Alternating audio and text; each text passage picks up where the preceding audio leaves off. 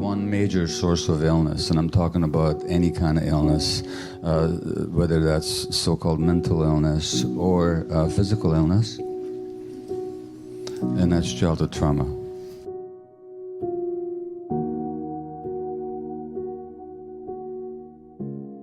And this is true whether I'm talking about anxiety, depression, ADHD, addiction, psychosis, bipolar illness, or if I'm talking about multiple sclerosis, cancer, rheumatoid arthritis, fibromyalgia, chronic fatigue, colitis, Crohn's disease, ALS, scleroderma, and as I said, malignancy as well.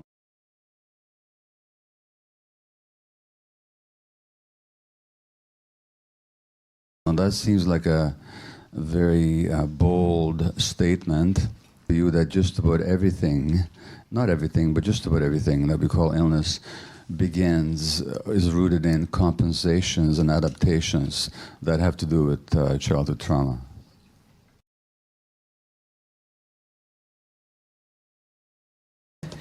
This is from the journal Pediatrics, which is the official journal of the American Academy of Pediatrics, and the article appeared in their journal 6 years ago now, in February of 2012. And the article is from the Harvard Center on the Developing Child, and here's what they say in their abstract. Growing scientific evidence demonstrates that social and physical environments that threaten human development because of scarcity, stress, or instability can lead to short-term physiologic and psychological adjustments that are necessary for immediate survival and adaptation, but which may come at a significant cost to long-term outcomes in learning, behavior, health, and longevity. In other words, what they're saying is that the adaptations that children are forced to resort to in response to early stress help them endure that early duress and difficulty, but those same adaptations become a source of pathology later on, and they even threaten longevity. This article I quoted to you from Harvard wasn't published in some fly-by-night alternative publication. It was in a major medical journal. It's like makes no difference whatsoever. And that's why the research is just not incorporated into medical practice, despite the fact that it's been published and it's not even controversial.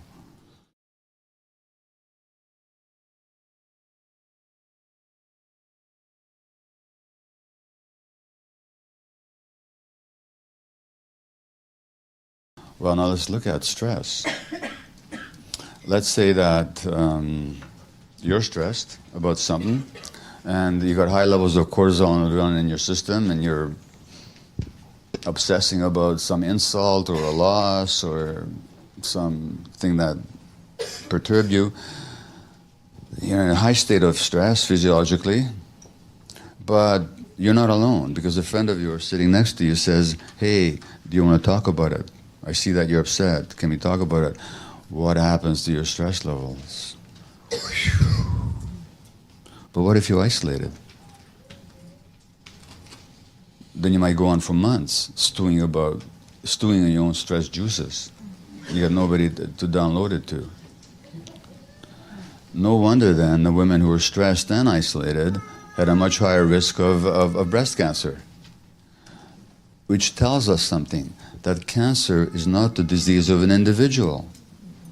Cancer is the result of a biopsychosocial process reflecting your lifelong relationships. So there's the physiological, I've been telling you about the physiological stress response.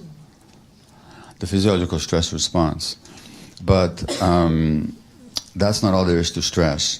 So stress is really a triad. There's three components to stress.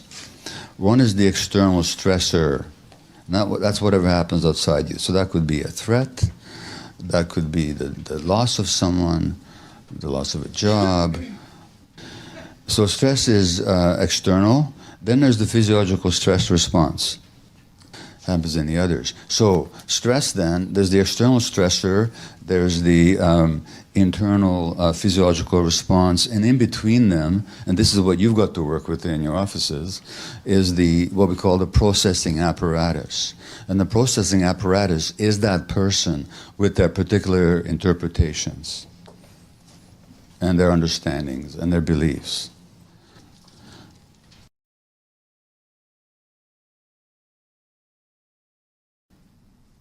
So then those are the characteristics. There's automatic concern and regard for the emotional needs of others while ignoring your own. Rigid and compulsive identification with duty, role, and responsibility rather than the authentic self or the needs of the self. Repression of anger. And the beliefs that you're responsible for how people feel and that you must never disappoint anyone.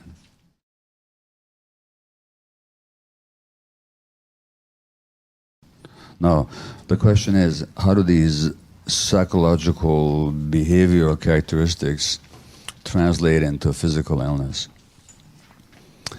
Well, before I go to the science of it, which has been fairly well worked out, and part of my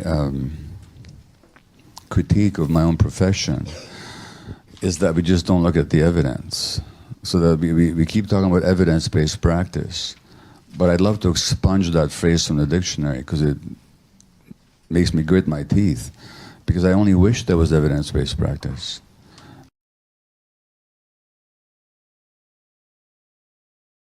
So let me illustrate my point with one particular illness that fascinates me because it's A, well known, B, has been the subject of a public campaign in the recent past, and 3, we say that we don't know what causes it, and 4, it's almost always fatal. And I'm talking about ALS, amyotrophic lateral sclerosis, known in North America as Lou Gehrig's disease. And it's a degeneration, really, of the nerves that activate the muscles that move the limbs and also our breathing apparatus and so on, so that people with ALS, for the most part, become paralyzed, in the end will have trouble breathing and die of respiratory failure. Also, uniformly fatal within 10 years, often much faster than that, except when it isn't, as in the case of the physicist Stephen Hawking, who was diagnosed with it at age 21 and was given 3 years to live and died 53 years later, just earlier this year, in the meanwhile having become the greatest or the best-known scientist in the whole world, which ought to at least make us think that maybe we don't know everything. Not to mention other cases that have actually recovered from ALS. A woman came to me for diagnosis once, not diagnosis, for second opinion, because she had been diagnosed with ALS. And she'd been told that this will kill her, which it did within a year.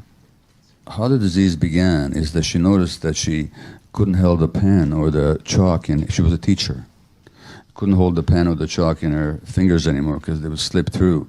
So how she compensated for that, and she also began to experience trouble walking. And how she compensated for that was to get up early in the morning, like 5 in the morning, and of course it took her time to get dressed because everything was much slower and clumsier, and she'd get dressed and then drive herself to school, walk into the classroom with her somewhat troubled gait, and then grasp the chalk in her clenched fist and scrawl the day's lesson on the board for the students, teach the whole day, and repeat the performance the next day. And she did that for months, didn't ask for any help, didn't go for a medical opinion until she could no longer walk. And that's when, now it's an interesting dynamic as to why the husband didn't drag her to the doctor the first day.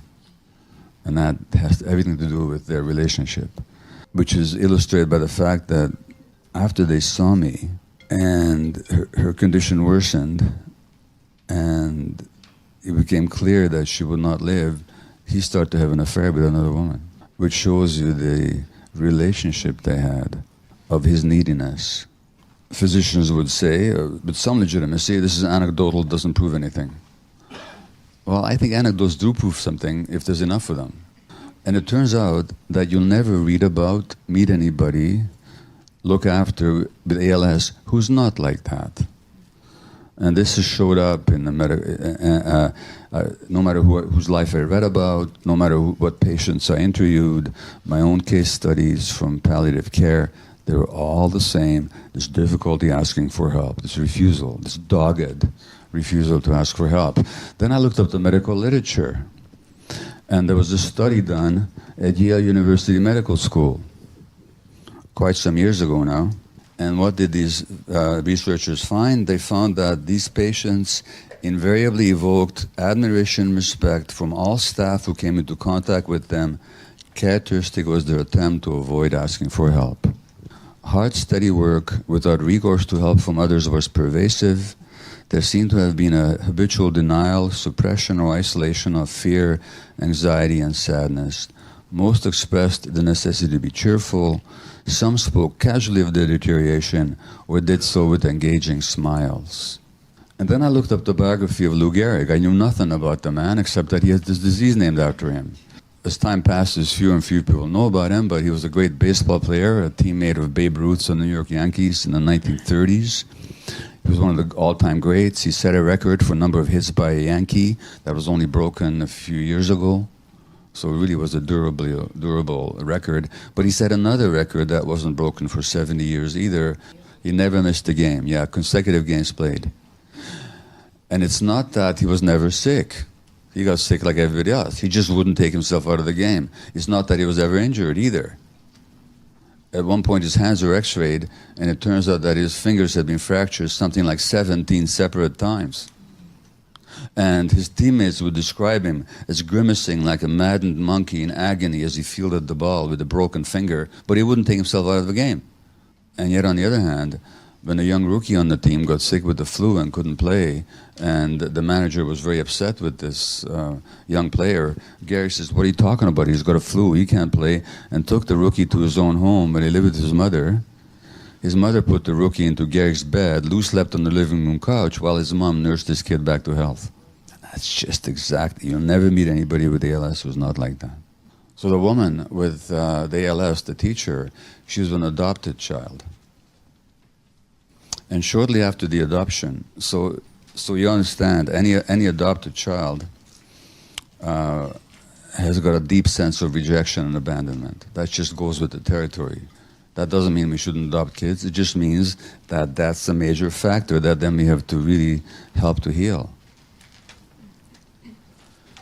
And then, shortly after the adoption, the adoptive mother gets pregnant. Now, what do you think the rest of the story is? The adopted child never believes, never perceives that she's loved and appreciated and welcomed and enjoyed like the biological child. And so she develops a coping mechanism. I'll take care of myself, just love me. I don't have any needs, just tolerate me. That's how she survives. Now, remember what I quoted that article from Harvard, that those early coping mechanisms then become sources of pathology later on. Let me give another fact. In the 1930s and 40s, the gender ratio of multiple sclerosis, which is a inflammatory degenerative disease of the nervous system, was 1:1. In other words, for every man, there was a woman diagnosed. You know what the ratio now is? It's 3.5 women to every man. Now that immediately tells us, A, it can't be genetic, because the genes don't change in a population over 7 decades or even 10 decades or longer. Number 2, it can't be diet, because that doesn't change for a population. It didn't change more for women than for men, nor can it be the climate. There's something going on. And whatever it is, it can't just be biological. The second point I'm going to make for you is that disease is not a fixed entity. It's a process. And that process is not separated from that person's life. So that how the multiple sclerosis will behave is not simply a characteristic of the disease. It reflects what's happening in the life of that particular individual. Which is, by the way, why we're seeing 3 times as much in women right now, which I'll talk about later. But it's a process. And if it's a process that somehow manifests how we're living our lives, then we can actually perhaps do something about it. Why do I think this gender ratio has burgeoned that way? Because women have always played the role of being the emotional stress absorbers of their environment. So they tend to take on the stresses of their spouses and their families. They still play that role for the most part. But on top of that, since the 30s and the 40s, they've also taken on an economic role. But they have not given up the other role. It's not that they haven't given it up. Society hasn't relieved them of it. The men haven't stepped up, for the most part, to share that emotional burden. So women are still carrying that, but now they got the economic role as well. And they're doing so in the context of less social support, because there's all kinds of reasons why in this neoliberal economy and this stress culture, people are more and more isolated. So you got more stress, more isolation. Of course you're going to have more autoimmune disease. And so about 75 or 80% of autoimmune disease actually happens to women. Right. Now, there's a condition which is increasing in the population called hypertension, which is to say high blood pressure. And for the most part, about 5% of hypertension cases are secondary. In other words, they're caused by some disease in some other organ, like the kidney, for example, or adrenal gland or something. But for the most part, we call it essential hypertension, which basically is a way of saying that we haven't got a clue what causes it. And what if I told you that the blood pressure of American black males is much higher on the average than that of whites, and they're more likely to develop hypertension, much more likely to develop hypertension? Does that give you any clue as to the source of hypertension, maybe? As opposed to their genetic relatives in Africa who don't have high blood pressure at all? And all you have to do is say hypertension a few times, like hypertension, hypertension, hypertension. Anything spring to mind? Maybe there's too much tension in these people's lives. And of course, James Baldwin, the American black writer, famously said that to be an American black male is to live in a state of suppressed rage all the time. The first fact is a study that was done in the United States last year, or I should say 2 years ago now, that showed that the more episodes of racism an American black woman experiences, the greater her risk for asthma. Now, you can't explain that on molecular grounds. You just can't. The racism-induced asthmatic attack, we can see that, obviously, emotional factors must be playing a role here. And not just emotional factors, because the black woman who experiences racism isn't an isolated particle responding to nothing in the environment. She's affected by a social circumstance. Now, what's interesting is that when you look at how you treat asthma, is you give, to open up the airways and to suppress the inflammation that happens in the asthmatic airway, you give inhalers or medications by mouth, which are copies of adrenaline and cortisol. Adrenaline and cortisol are the stress hormones of the body. I'll talk about them later. They're secreted by the adrenal gland in response to a threat. So there's adrenaline and cortisol. So we're treating asthma with stress hormones. How do we treat multiple sclerosis? If you have a flare-up of your multiple sclerosis, you're going to get an infusion of the stress hormone cortisol. If you've ever been to a dermatologist with a skin flare-up, some kind of chronic psoriasis or eczema, most of the time you're going to get a steroid cream, a copy of cortisol. If you go to a rheumatologist with inflamed joints or connective tissues, guess what they're going to give you? Steroids, cortisol, in all autoimmune diseases. We're treating all these conditions across medicine with stress hormones, but we're not asking ourselves a simple question. Is it possible that stress may have something to do with the onset of this condition. Has something happened to the body's stress apparatus that we have to give people now larger quantities of stress hormone to keep them from having symptoms? Skill testing question. What is the role of the immune system? Same thing. It's exactly the same thing. It's to maintain your boundaries, to keep out what is unhealthy, dangerous, unwelcome, allow in what is nutritious and healthy. And the immune system has been called the floating brain. It has memory capacity, it can react, and it can learn. Just like the brain. When you're suppressing your emotions, you're suppressing your immune system. And what happens to anger that you suppress? Does it evaporate, go to the moon? What happens to it? Who does it turn against? It turns against you. Now you've got autoimmune disease, where the immune system turns against you, like rheumatoid arthritis, multiple sclerosis. Hodgkin's is a cancer. So Hodgkin's is a response also to the suppression of the immune system, where the immune system is no longer protecting you. But in the case of autoimmune disease, the immune system actually turns against you. So in the long term, that's what it'll do. And in the long term, cortisol will thin your bones, give you osteoporosis.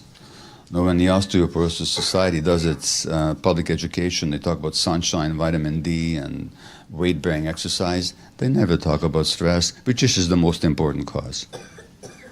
For example, women who've been depressed are much more likely to have osteoporosis because in depression there's elevated cortisol levels, which thin the bones. And medical ideology is interesting. Ulcers were the one thing where doctors always knew that it had to do with stress. Until 3 or 4 decades ago, where an Australian, very clever Australian scientist found this bacterium called Helicobacter pylori. And now if you give antibiotics to wipe out the bacteria, the ulcer goes away. So there goes the stress theory. Or does it? Because here's a fact that you have to account for. At age 50, 50% of the population will have Helicobacter pylori in their intestines. 50% don't have ulcers. At age 80, 80% will. But 80% of 80-year-olds don't have ulcers. What is it that makes the person susceptible to that bacteria? That's the question. Guess what? It's stress. By the way, there's another mechanism by which stress and early childhood negative experiences lead to disease, which is simply through inflammation. So we know, for example, that the more trauma a child experiences, the greater the level of inflammatory particles in their bloodstream as adults. You can measure inflammatory proteins in the bloodstream, and the more stress you had as a kid, the higher they're going to be. And the more stress you have, there's another structure. I mean, the information is just coming in all the time. It's hard to even keep up with it. There's a structure called telomeres. Telomeres are structures at the end of your chromosomes, like the shoelace has a glue at the end to keep the strands together. Telomeres keep the chromosome together. Telomeres shorten with stress. They also shorten with age. So children who are traumatized, for example, have shorter telomeres, which means that they're chronologically older than their peers. Depression is something I've certainly dealt with in my life. And what I'm really saying to you, and this is, I'm not going to prove this right now, but is that virtually everything that happens to us later on in life begins as a coping mechanism in childhood. So, I've talked about these coping mechanisms to maintain our attachment relationships, and so as a result, we suppress ourselves. Now, if you look at the word depression itself, what does it actually mean to depress something? It means to push it down. In depression, something is pushed down. What is usually pushed down in depression? It's anger. And the problem is, when we push down one of our emotions, it's hard to experience the others. And now there's this joyless, negative, hopeless experience of depression, it does begin as a coping mechanism in childhood when the environment could not tolerate your emotions, so you learn to push them down. And then later on, you'll be diagnosed with depression. Now you might ask, am I saying depression is not physiological? Sure it is. But the part of this process is that these early experiences don't only affect our emotions, they also affect our brain physiology. So childhood stresses actually will have an impact on how much serotonin is going to be available in my brain. Serotonin being one of the mood chemicals. So when you take fluoxetine or Prozac, you're elevating your serotonin levels. Now, I am by personality a kind of a depressive, so that's my baseline. You might think this jolly fellow, how could he be depressed? But that is kind of my baseline. That's my default setting. Less and less as I learn to deal with it. But I know that I'm challenged in terms of serotonin. But that does go back to early childhood, because early childhood actually programs the brain physiologically. And as one becomes more self-aware and self-compassionate, you can reverse that. Because those early coping patterns, here's the problem with them. They're meant to be temporary states. We're meant to adopt these patterns. I mean, if you're familiar with my idea about ADHD, which I've been diagnosed with, it's a coping mechanism of young infants. When there's stress around them and they can't escape, fight back, or change the situation, ask for help, they tune out as a way of coping. But then it gets wired into the brain and now it goes from a temporary state, which is meant to be, to a long-term trait. And the coping mechanisms become problems when they go from state to trait. There's nothing wrong with her coping that way if she could drop it once she no longer needed to be that way. But of course, that's not how it works. These coping mechanisms are unconscious, therefore they're not chosen deliberately, therefore they cannot be released deliberately either. We're not even aware of them. The problem is that as children, we all face a dilemma. In Australia, there was a study. They looked at 500 women with breast lumps that needed to be biopsied to make sure that it wasn't malignant. And before the results were in, the women underwent a psychological questionnaire. And what they found was that if a woman was emotionally isolated, that by itself didn't increase the chance of that lump being cancerous. If a woman was highly stressed around the onset of that lump, that by itself also didn't increase the chance of that lump being cancerous. But if a woman was emotionally isolated and stressed, the chance of the lump being cancerous was 9 times as great as the average. And the researchers, being medical scientists who think from up here, they couldn't figure this one out, because they said, how does 0 plus 0 add up to 9? If there's 0 effect here, 0 effect there, what's happening? Well, of course, it's obvious. What's happening is, for example, in the front row, person at the very aisle seat here, if you're very stressed and you have these high levels of stress hormones, which are affecting your immune system, and if you're all alone with it for months, you might be in trouble. But if there's a friend of yours sitting next to you and says, hey, friend, hey, sweetheart, hey, buddy, you seem upset, do you want to talk about it? What happens to your stress hormones? Your nervous system relaxes, your heart rate decreases, your intestinal muscles in the gut relax, and your stress hormone levels go way down. We're biopsychosocial creatures. And so these patterns of emotional self-suppression, they promote illness in part because they leave us completely alone. Because whether we're alone or not does not depend on how many friends we have. And again, I'm quoting Bessel van der Kolk. He says, social support is not the same as being merely in the presence of others. The critical issue is reciprocity, being truly heard and seen by the people around us, feeling that we're held in someone else's heart and mind. But if I'm suppressing who I am, nobody's ever going to see me. And I might be very nice, and there might be 1,000 people who love me, but none of them know me. and I'm totally isolated, really at heart. I'll give you one more example, which is actually a British one. It's from the TV series The Crown, which I'm sure many of you have seen. It's a wonderful soap opera about the Windsor family. And as you know, the current Queen's father, King George VI, ascended to the throne in 1936 when his brother Edward abdicated to marry his divorced American sweetheart. His name wasn't George, his name was Albert, Bertie. He did not want to become king. He did not. When his mother, Queen Mary, told him about the coming abdication and that it'd be up to him now to assume the royal throne, he writes in his diary, I'm sorry, when I told her what had happened, I broke down and sobbed like a child, he said. He didn't want to do it.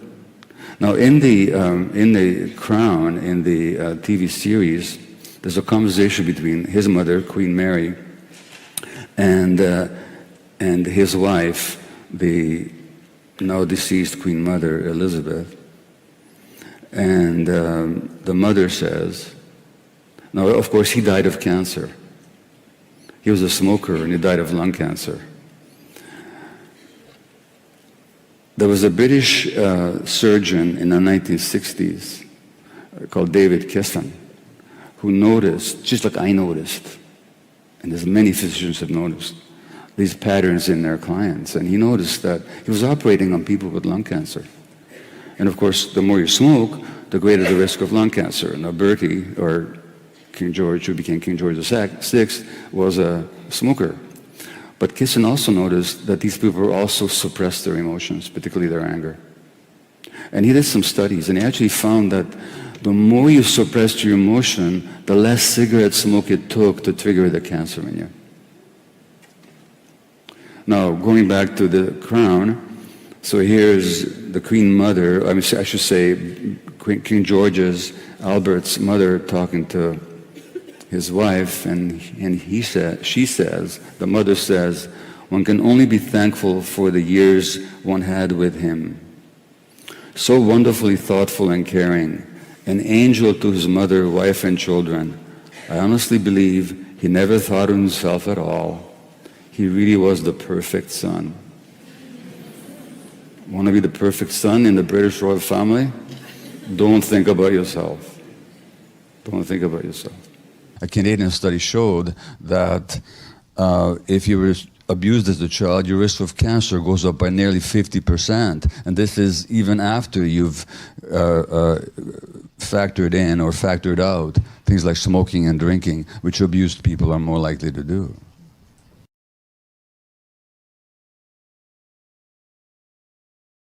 The Globe and Mail, for which I wrote a medical column for a number of years. And these stories from the paper illustrate aspects of what I call the disease-prone personality. The first is a first-person story written by a woman called Donna, who's diagnosed with breast cancer, and she goes to her doctor, and she's describing the experience of the diagnosis. What you need to know is that her doctor's name is Harold, and her husband's name is Hai. Now, Hai's first wife died of breast cancer, and now Donna, the second wife, is diagnosed with the same condition. And Donna writes, Harold tells me that the lump is small, and most assuredly not in my lymph nodes, unlike that of Hai's first wife, whose cancer had spread everywhere by the time they found it. You're not going to die, he reassures me. But I'm worried about Hai, I say. I won't have the strength to support him. Now, what's wrong with this picture? So here she is diagnosed with a potentially serious condition. And she's the one who might need radiation, surgery, and or chemotherapy. And the first thought that she has is, how will I look after my husband's emotional needs? So this automatic and compulsive concern for the emotional needs of others while ignoring your own is a major risk factor for disease for reasons that I'm going to tell you. When you don't get the attention that you needed as a child, as an infant, you'll be consumed by attracting attention. And now you're going to be very attractive. Now, how many times have you passed a mirror without wondering if you're attractive enough? You're just looking for love. If you didn't get the approval that you needed as a child just for existing, just for being who you were, you'll want to be winning approval all the time. You'll be a winning personality. If you weren't valued, you want to measure up. If you weren't made to feel special just because for who you were, you might be demanding, in which case you'll run for the leadership of the Conservative Party. If you weren't esteemed for who you were, then you might want to impress people. If you weren't made to feel important for just who you were, then you go to medical school like I did, and you want to make yourself important. If you weren't liked for who you were, you're going to be very nice, so that people will like you, so that you can have this simulacrum of love. If you weren't loved, you'll be very charming. And people say, what a charming guy, what a charming young woman this person is. But all of this demands that you actually suppress your own feelings. Now, how does that lead to illness? It leads to illness because it's very stressful always to be playing a role. It's actually stressful. And there's always the fear behind it. It's fear-driven. And fear is a state of being in stress. Now, the stress hormones, if I were to scream at you right now and frighten you, you would have a stress response. By the way, just to indicate how inseparable the mind is from the body, that's how simple it is. I could change your physiology in this room. I could change the physiology of 1,500 people in this room without touching them, simply by generating a credible threat. If I had a weapon, for example, and screamed at you, your physiology would change in a split second. And obituaries are fascinating because they tell us not just about the person who died, but also about what we as a society value in one another. And what we value in one another is often what kills people. This is a physician who died at age 55 in Toronto. Never for a day did he contemplate giving up the work he so loved at Toronto's Sick Children's Hospital. He carried on with his duties throughout his year-long battle with cancer, stopping only a few days before he died. Now, again, if a friend of yours is diagnosed with a malignancy, is that what you would say to them? Go back to work and keep working until you drop? So there's this rigid and compulsive identification with duty, role, and responsibility rather than the needs of the self is another risk factor for illness. Second obituary I'll read you is about a woman called Naomi. This is written by her grateful husband. And she died of breast cancer at age 55. And the husband writes, in her entire life, she never got into a fight with anyone. The worst she could say was phooey or something else along those lines. She had no ego. She just blended in with the environment in an unassuming manner. Now, my wife Ray, I think, is in the audience, and we were married 50 years this year. And believe me, there have been many times when I wished that she would blend in with the environment in an unassuming manner, as I'm sure many of you have who have partners or spouses of any type. But if your partner wants to stay healthy, they will not blend in with the environment. And really what's being described here is the repression of healthy anger. And the repression of healthy anger, we know, suppresses the immune system. This is a man called Sidney. He was the physician, died at age 72 of cancer. Sidney and his mother had an incredibly special relationship, a bond that was apparent in all aspects of their lives until her death. As a married man with young children, Sidney made a point to have dinner with his parents every day as his wife Rosalind and their 4 kids waited for him at home. He would walk in, greeted by yet another dinner to eat and to enjoy. Never wanting to disappoint either woman in his life, Sidney kept having 2 dinners a day for years until gradual weight gain began to raise suspicions. And this is presented as a wonderful example of loyalty to the parent. And what is actually being described here is a poor man who suffered from two fatal beliefs. And when I say fatal, I mean literally fatal. One is that he's responsible for how other people feel, and two, that he must never disappoint anybody.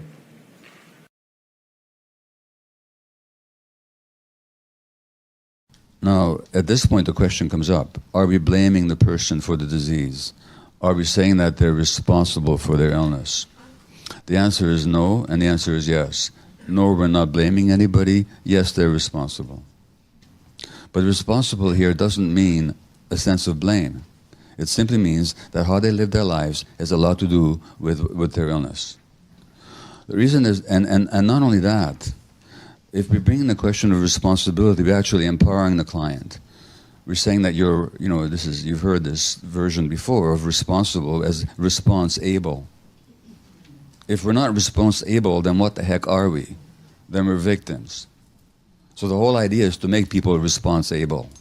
And for that, they have to be responsible. They have to look at, well, how was I living my life? And how did that contribute to the illness? But why we're not blaming people, though, is because these patterns are completely unconscious. Nobody's aware of it. Nobody decides to be this way. What does it have to do with? Well, for that, you have to go back to childhood in every single case. What I'm saying is difficult for people. People often perceive themselves as being blamed. They're not being blamed, but they perceive themselves as being blamed. And Dr. Christine Northrup, who's a women's physician and best-selling author, I was talking to her, and she said that there's kind of a conspiracy between the doctor and the patient not to talk about such stuff. For the doctor, it's easier to hand out the pill, and it's much quicker. And for the patient, it doesn't bring up uncomfortable questions. But the biggest barrier is actually an emotional one, I think, on the part of physicians. We haven't dealt with our own pain. We haven't dealt with our own stresses. There's a high rate of suicide and depression and burnout amongst doctors. Somebody once said that if you want to start a cult, what do? Well, you give people a uniform, you have special jargon, you isolate them from their families, you subject them to authority and leaders, and you sleep deprive them. In other words, you send them to medical school. It's a stressful thing. And people survive it by shutting. People enter it, or like people like me, really driven, and you know, I would have done anything to get into medical school, and to get through it. And so you really are already driven, and then nothing in education prepares you for it. Anything I'm telling you, not a word of this is breathed in any of the medical schools. And then there's the emotional defense of the physician against his or her own pain. Yeah. So these are the factors that I think all go into it. They're social and individual. And by the way, when I said childhood trauma, probably some of you are at least internally shaking your heads because you're looking at your life, and I never had any trauma. But trauma is not what happens to you. It's what happens inside you as a result of what happens to you. And things can happen inside you for which you don't need very dramatic events. But trauma essentially is a restriction of your capacity. It's a limitation. It's a constriction in the body. It's a constriction in your mental capacity to respond in the present moment from your authentic self. Essentially, trauma is a restriction of your authentic self in the present moment. That's what trauma is. Because the day you were born, you were connected to your gut feelings. At some point you learned not to be. But why did you learn that? For survival. So a child has two basic needs. The one need is for attachment. Now attachment is as my friend Gordon Neufeld defines it, is the drive, is the biological, psychological, emotional drive for closeness and proximity with another human being for the purpose of being taken care of or for the purpose of taking care of the other. So there's an attachment drive between parents and children, between parents and children of any species, beginning with birds and upwards. It's the biological drive, to connect for the purpose of being taken care of or to take care of. We can't live without it, and least of all, no creature beyond reptiles can live without it. And least of all can human beings, because we're the most dependent, the most helpless, and the least mature of any creature at birth. So the attachment drive is very, very powerful in our brain, and it explains much of human behavior. Virtually everything that you deal with in your offices relate to disturbances of attachments. And a lot of the people that you see in your offices, they have difficulties because they're still choosing attachment over authenticity and attachment almost at any cost. And it's killing them on some level.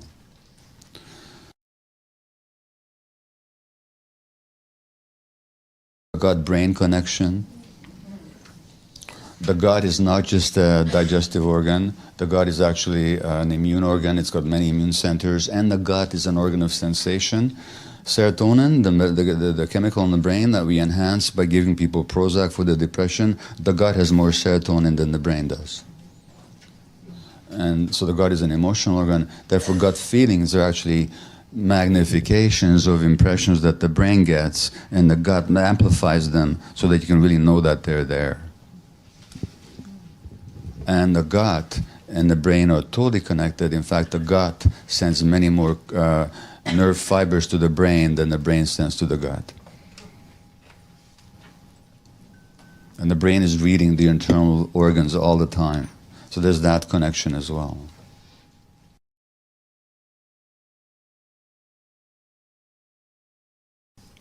As traditional science, traditional medicinal practices have always known, you can't separate the mind from the body.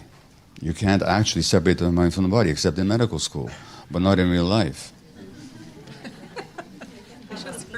I was in Fort Francis, Ontario, for a couple of days earlier this week, speaking to mostly native audience, and there's the native medicine wheel, with its 4 quadrants of mind and body and emotions and spirit. And they say that for health, you have to have a balance between those 4 quadrants. And traditional shamanic medicinal practices, Ayurvedic medicine of India, the G medicine of China, all the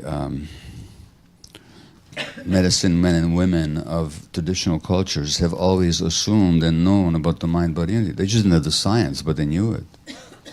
Now we have the science, but we no longer know it. Turns out that it's not even that these separate systems are connected together, they're not even separate systems. They're one system with different manifestations. I mean, think about it. First of all, evolution begins with a single-celled organism. That cell then differentiates and becomes a multi-celled organism. But the basic functions of defense, nourishment, and survival have to be carried on by the organism. It's just that now you have different cells that are specialized in certain duties, so that some cells become digestive cells, other cells become brain cells, but they all have the same DNA. And even as human beings, we still begin with one cell at the union of sperm and egg, and then we differentiate and we separate, but that doesn't mean we get disconnected. And so it turns out that the nervous system wires together all these systems. It turns out that it's not even that these separate systems are connected together, they're not even separate systems. They're one system with different manifestations. I mean, think about it. First of all, evolution begins with a single-celled organism. That cell then differentiates and becomes a multi-celled organism. But the basic functions of defense, nourishment, and survival have to be carried on by the organism. It's just that now you have different cells that are specialized in certain duties, so that some cells become digestive cells, other cells become brain cells, but they all have the same DNA. And even as human beings, we still begin with one cell at the union of sperm and egg, and then we differentiate and we separate, but that doesn't mean we get disconnected. And so it turns out that the nervous system wires together all these systems. So there's a part of our nervous system called the autonomic nervous system, which is the part of our nervous system that is not under conscious control. So it's autonomic, which is to say autonomous nervous system, you can call it, as opposed to the voluntary nervous system that allows me to snap my fingers if I want to. There's the autonomic nervous system, and that is what innervates our viscera, our heart, our guts, our lungs. It's responsible for the tension of our muscles. The autonomic nervous system connects the brain to the bone marrow, where the red and the white cells are manufactured, and it sends messages from the bone marrow to the brain. It connects the brain to the hormonal glands, to the immune organs, to the spleen, where the red cells are stored, to the thymus, where the white cells mature, and it sends messages from all of these organs back up to the brain. So there's so the nervous system is like a giant electrical grid that wires together all these systems. And the anatomical connections have been worked out. That's one form of connection. The other form of connection, of course, is to the hormones themselves. So the hormones from the hormonal glands in the brain, the pituitary and the hypothalamus, and elsewhere in the body, the gonads, the ovaries, the testes, the thyroid gland in the neck, the adrenal gland on top of our kidneys, adrenal top of kidney. These all also send secretions, hormones to other organs, and they have an impact on each other. They're constantly talking to each other. That's the second form of connection. The third form of connection is that each of these systems, including the immune cells, can manufacture messenger substances that are circulated through the blood to the other systems. So it turns out that the white cells in your circulation can manufacture every hormone that the brain can manufacture. So the brain is talking to the immune system, and the immune system is talking to the brain. So when something happens in one system, it happens in the other system. But this is rather obvious, actually, when you think about it. It's just that the implications are not obvious to us. So I could clearly and obviously, change your physiology. I could change the physiology of virtually everybody in this room in a split second. And I could do so without touching you, without giving you any kind of a substance, without in any way physically interacting with you. What would I have to do? I simply would have to utter a piercing, blood-curdling scream and brandish a weapon at you. And your physiology would change like that. Your hormonal gland would start behaving differently, your intestines would stop digesting, your lungs would function differently, your heart would beat faster, your blood vessels would behave differently, more blood would flow to your muscles, there'd be more sugar pouring on into your system so that you could have more energy, and you could be ready for flight or fight. Now that's an obvious example, where the emotion changes the physiology in a split second. Well, guess what? That goes on 24/7. So that interaction between the physiology and the emotions is constant. It's just that for the most part, we're not aware of it unless it's dramatic. But that's the only difference. It's no less constant and important.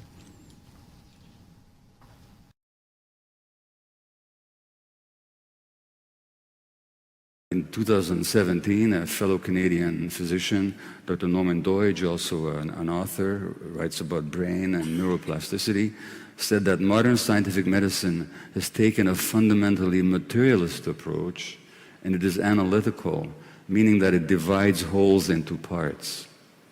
It often proceeds by reducing complex phenomena to their more elementary chemical and physical components, viruses, genes, molecules.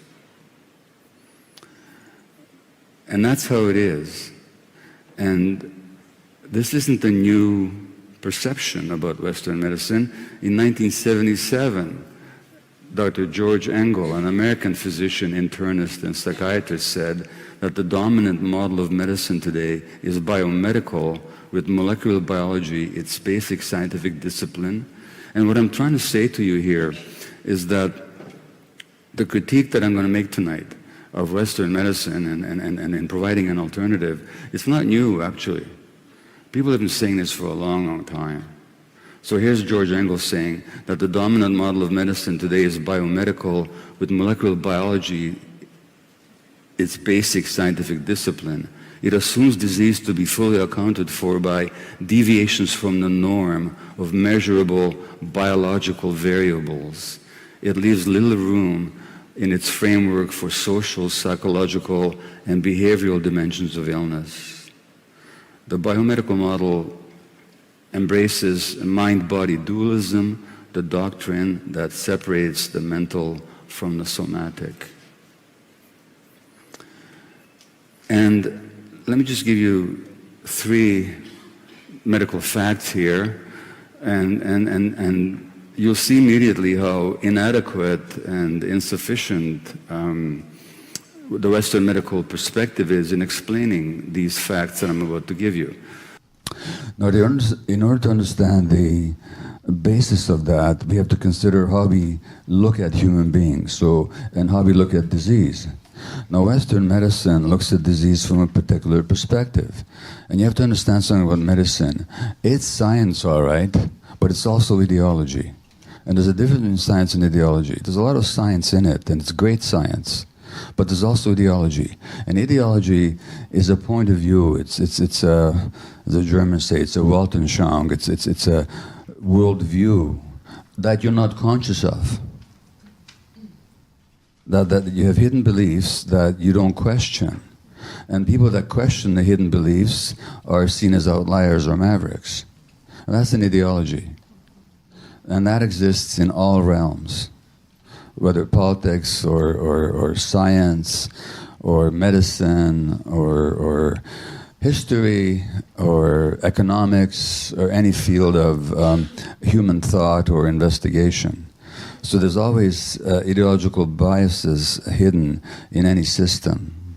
Well, the hidden biases are, number one, that diseases have either physical causes in a sense of genes or external forces like bacteria or viruses or toxins, or we don't know what the causes are.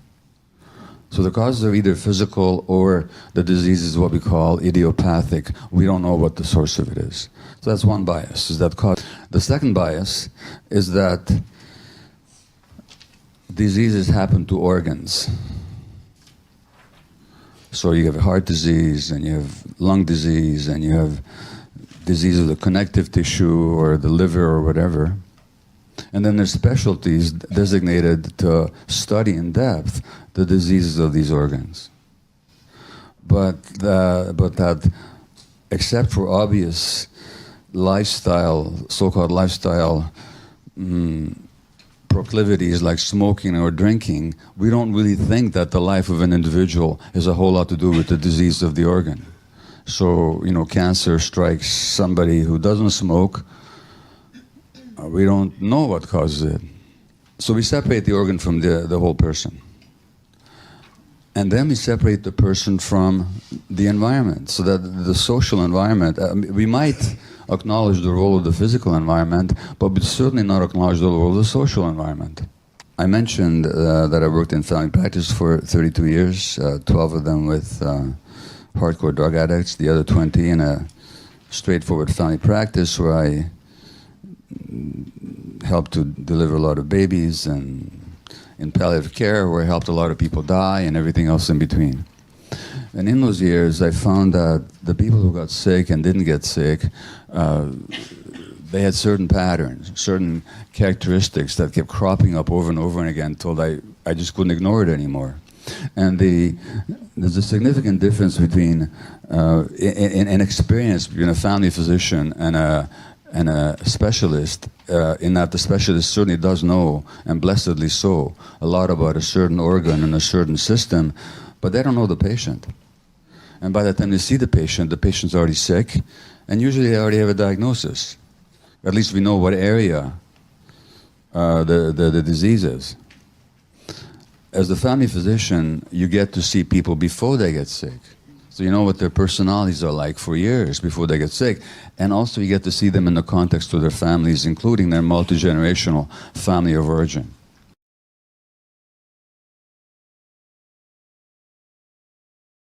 And so George Engel, in 1977, called for what he termed a biopsychosocial approach for medicine.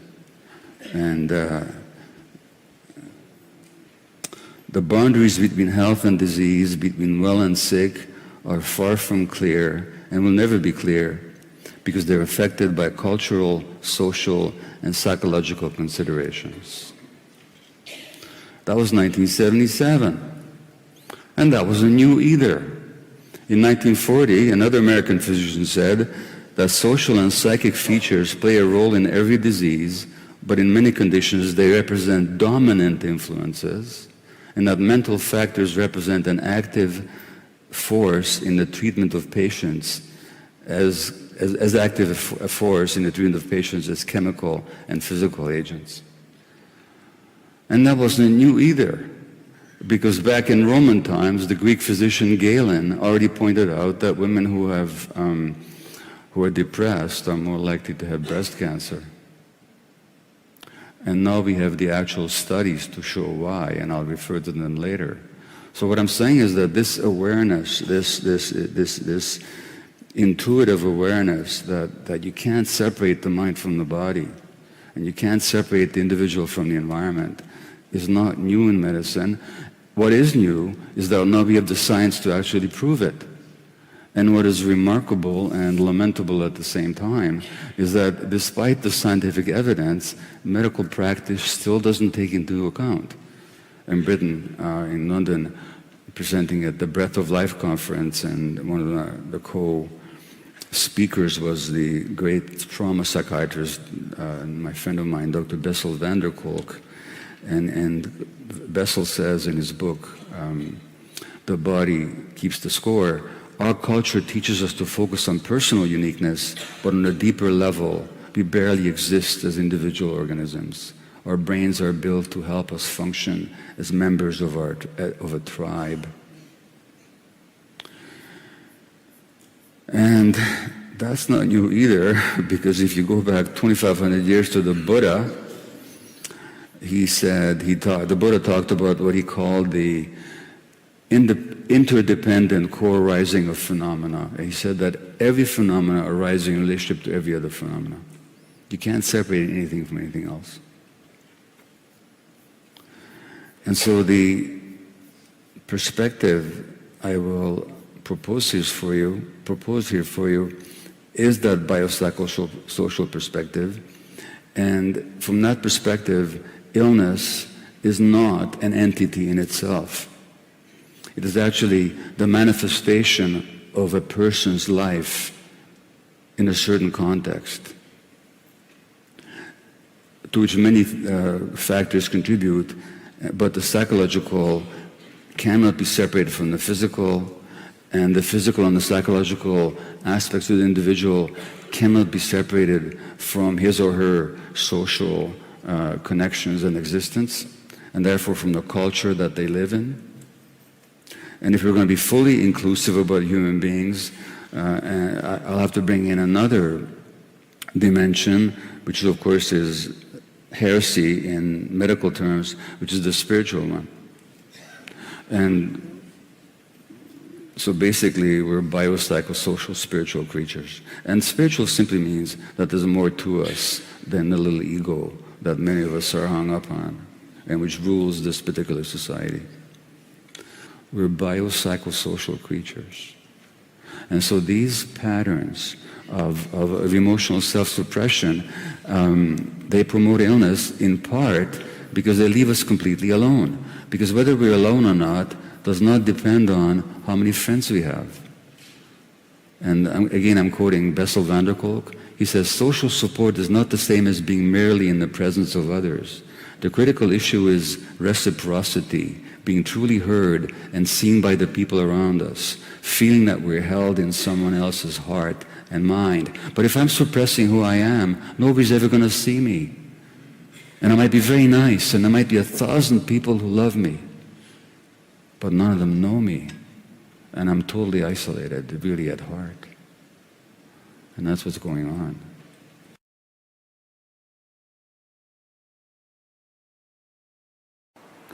And from that perspective, illness is not just meant to be battled. It's meant to be come to terms with, understood, inquired into as to what its message is. And from that perspective, illness is a potential teacher. And that invites and actually necessitates an inquiry. So I'm going to read you a quote from one of my favorite teachers. And unfortunately, as much as I've told you, there's so much I haven't told you. Well, here's a quote I like from Susan Griffin, who says, because we think in a fragmentary way, we see fragments. And this way of seeing leads us to make actual fragments of the world. But the quote I wanted to give you was by H. Almas, otherwise known as Hamid Ali, who said that your conflicts, all the difficult things, the problematic situations in your life are not chance or haphazard. They're actually yours. They're specifically yours, designed specifically for you by a part of you that loves you more than anything else. The part of you that loves you more than anything else has created roadblocks to lead you to yourself. You're not going to go in the right direction unless there's someone pricking you in the side telling you, look here, this way. That part of you loves you so much that it doesn't want you to lose the chance. It will go to extreme measures to wake you up. It will make you suffer greatly if you don't listen. What else can it do? That is its purpose.